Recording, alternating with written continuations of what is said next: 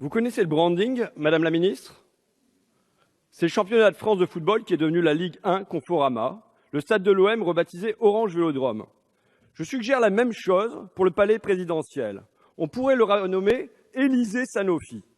Dans notre assemblée, là, derrière vous, on ferait comme pour les joueurs de football. Vous savez, un grand panneau avec tous les sponsors. Pfizer, AstraZeneca, Genzym, BMS, Novartis. Sur les écrans, là-haut, on lirait l'article 14 vous êtes offert par Servier, avec peut-être une page de publicité.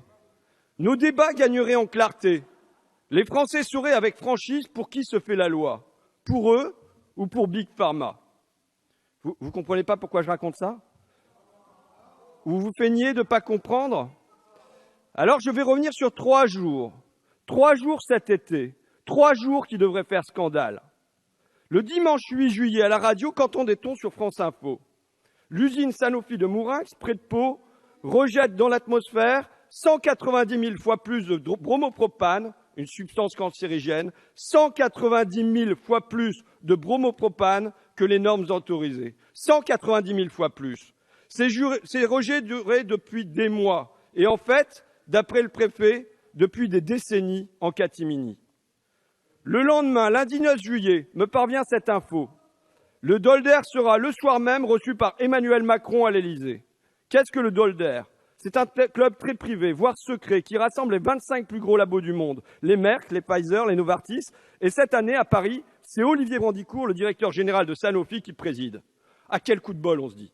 Notre président va taper du poing sur la table. On le connaît, Manu. Il sait parler cash aux Gaulois réfractaires, aux chômeurs qui n'ont qu'à traverser la rue, aux retraités qui se plaignent sans cesse. Alors il va leur dire tout net à Sanofi aussi. Maintenant, vous allez arrêter vos bêtises. À Mourax, vous allez investir dans la sécurité, me remettre l'usine d'Equerre sans chipoter. Mais c'est pas tout. Qu'est-ce que vous avez fichu avec la dépakine?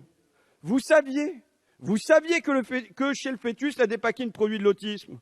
Vous le saviez depuis 20 ans. Vous le saviez et vous n'avez rien dit. Vous avez continué à prescrire la dépakine aux femmes enceintes. Le résultat, c'est quoi? 30 000 enfants, au moins 30 000 enfants qui souffrent d'autisme. 30 000 familles touchées. Et vous refusez de payer? À vos actionnaires, vous versez un pognon de dingue, 6 milliards d'euros, 6 milliards en une seule année, 90 fois le Téléthon, 6 milliards d'euros, mais pour les victimes, rien, 0 indemnité. C'est l'État qui payera, vous dites. Aux Français de régler vos saletés. Vous vous moquez de qui? Alors, je vous préviens, vous allez me changer tout ça et très vite. Sinon, ça sera des perquisitions partout. Sur tous vos sites, chez vous, dans vos résidences secondaires, à la mer, à la montagne, vous enlèverez la cravate, la ceinture, les lacets et garde à vue pour tout le monde, pour tout votre conseil d'administration. Ah, je m'en fais réjouir d'avance. Ça fait plaisir d'être défendu, que notre président nous serve de bouclier, qui nous protège face à ces monstres froids, face à ces psychopathes du profit. Mais le lendemain, petite déception. Mes espoirs ont été douchés.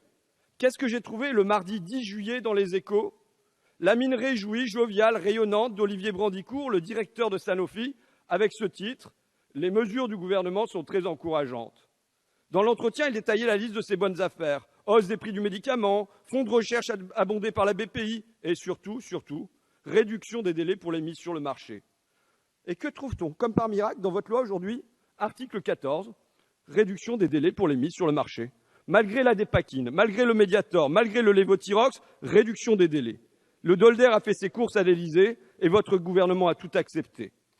C'est un bon retour sur investissement pour Serge Weinberg, le PDG de Sanofi. Il y a une paire d'années, c'est lui qui lançait ce conseil au jeune Emmanuel Macron « Enrichissez-vous ».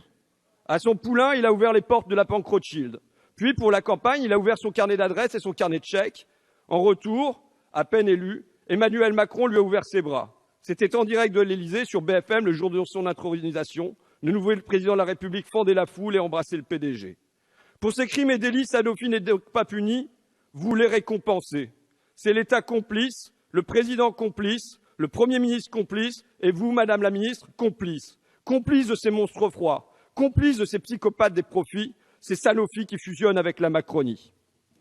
Monsieur le député, je ne commenterai pas le fond, naturellement, mais permettez-moi de vous rappeler qu'il est d'usage de saluer le ministre au banc, le rapporteur ou le président de la commission, éventuellement le président de séance, et que lorsque l'on parle du président de la République, on ne l'appelle pas par son surnom. Voilà, quelques rappels formels. le règlement par cœur, donc j'ai cherché, j'ai épluché vite fait, et je me demande où est l'article qui me dit comment je dois parler ou non du président de la République. Il y a un an déjà, Madame la Présidente, ici même, vous m'aviez dit que je n'avais pas le droit de mettre en cause le président de la République. Je m'étais demandé si c'était comme Voldemort dans Harry Potter et que c'était celui dont on ne doit pas prononcer le nom. Et il faut voir surtout comment il nous appelle, nous. Comment il traite les Français? Des gens qui ne sont rien, des Gaulois réfractaires, des fainéants, des femmes illettrées. Il me semble que je suis nettement, très nettement en dessous de tout ça. Mon style ne vous plaît pas, Madame la Présidente, soit. On ne passera pas nos vacances ensemble. Mais je demande, pour la bonne tenue de nos débats, simplement qu'il y ait une certaine neutralité qui soit respectée.